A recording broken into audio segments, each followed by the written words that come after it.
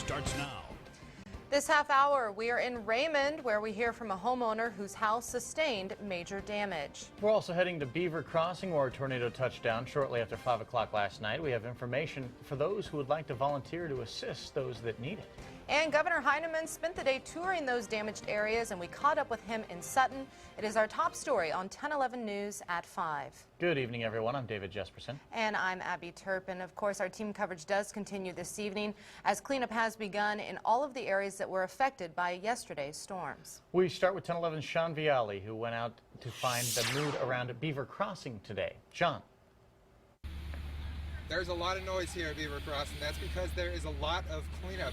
The ground is cluttered with shingles and trees, wood splintered off, just trees absolutely twisted around from what appears to be most likely a tornado. Now, there are several roofs missing from houses.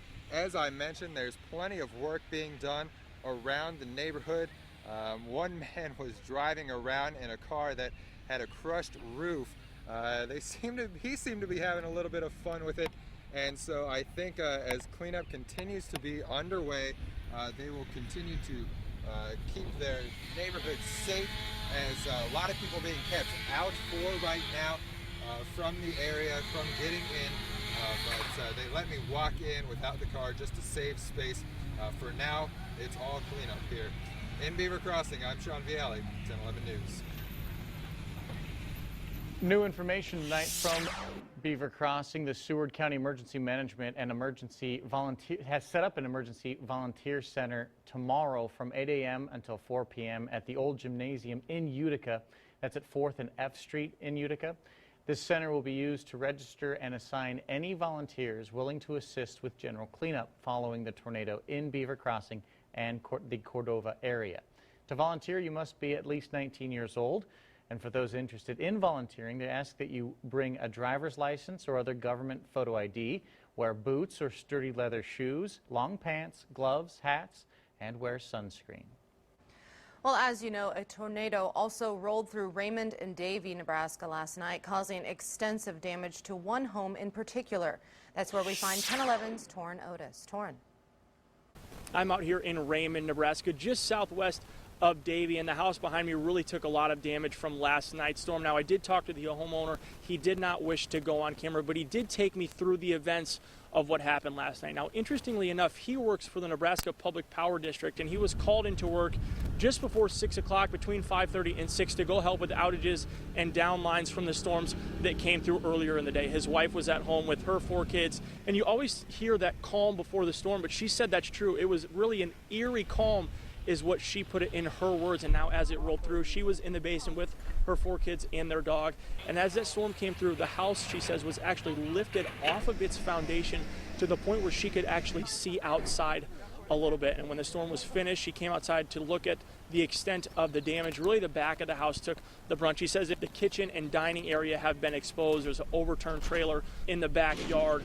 One thing they did make note of is that this is really the only house damaged. Houses up and down the road, there's not really a shingle missing. They almost feel they were picked out in a way, but ultimately they were happy in the end. Of course, nobody was hurt. The children are okay. They were a little shaken up last night and this morning, but she did say as the day has gone on, they have gotten a little bit better. Obviously, again, you can see behind me getting a lot of help from friends and family. Reporting live in Raymond, Torrin Otis, 10/11 News. Thank you very much, Torrin. We continue our team coverage in Seward, where one family is thankful that they're safe and sound, but their barn was a complete loss. 10/11's Nick Starling is on the scene. Nick. Waking up this morning, the Hackbrook family just could not believe their eyes of all the property damage that was done from last night's major storm, and a lot of it is scattered all throughout their property. Cleaning up tree branches and metal debris out of his yard, Terry Hackbart looks at all of the damage. He says the cattle barn is a complete loss with some equipment. Hackbart says he saw the tornado coming his way through his daughter's window and then took cover when the tree in his front yard ripped out of the ground. Stood about 7 foot off the ground in the air and started spinning in the air, and pretty soon it sat back down and just laid over, and from that point in time, I was down in the basement with the rest of everybody else, and when we came up, this is what we got. Hackbart says his flagpole shot up in the air like a rocket, then crashed back down to the ground. No one was injured, just left with a scary memory. Now they tell me the damage estimate of all of this could reach into the six-figure range. Luckily, all of that is insured. Reporting near Seward, Nick Storley, 1011 News. Well, turning to weather now, as cleanup efforts continue throughout the week, a bit of sunshine would definitely help. That's for sure. Meteorologist Brandon Rector is in now with a first look at our forecast. It's also great to hear that we didn't have any kind of major injuries or fatalities from yesterday's storms, and it's been a lot quieter for us today. But let's take a look at the last 24 hours with our storm reports. And now you see several tornado reports there, likely the same tornadoes that being reported multiple times. Of course, National Weather Service is out surveying the damage today, figuring out if those were in fact tornadoes and to what scale to put those. But we have not heard anything as of yet. Hopefully we'll have that for you, if not later tonight, then by tomorrow. Plenty of rain, especially in the southeastern part of the state and into south central Nebraska. Over 6 inches of rain in York, over 3 inches of rain in the last 36 hours in Lincoln, over 2 inches in Omaha. Our temperatures, it's been a cool one for us today, 40s and 50s, and we have big time change in our temperatures from 24 hours ago in the southeastern part of the state. A good 30 to 35 degrees colder. Wind advisory for central and part of western Nebraska until 7 o'clock tonight with wind gusts up to 50 miles per hour. Northwest winds 20 to 35, sustained with gusts up to 40 and 45 miles per hour. That's putting wind chill, that's right, I said wind chill values between 30s and 40s.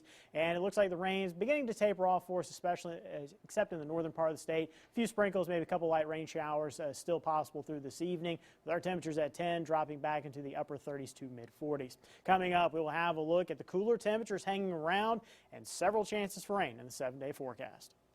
All right, thank you, Brandon. Michael Peterson appeared in Hall County District Court this morning for a pretrial hearing in the shooting death of Grand Island attorney Todd Ellsburn. Peterson pled not guilty to first-degree murder charges in the shooting death of Ellsburn in February.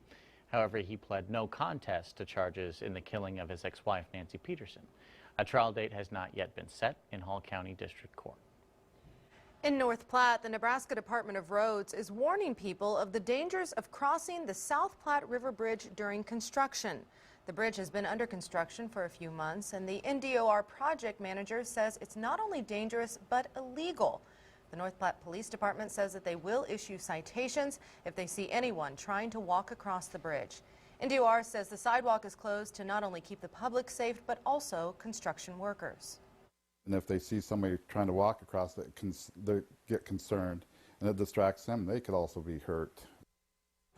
NDOR says that if you do not have a vehicle and you need to get across the bridge, you can call the North Platte Public Transit. That number is 308-532-1370.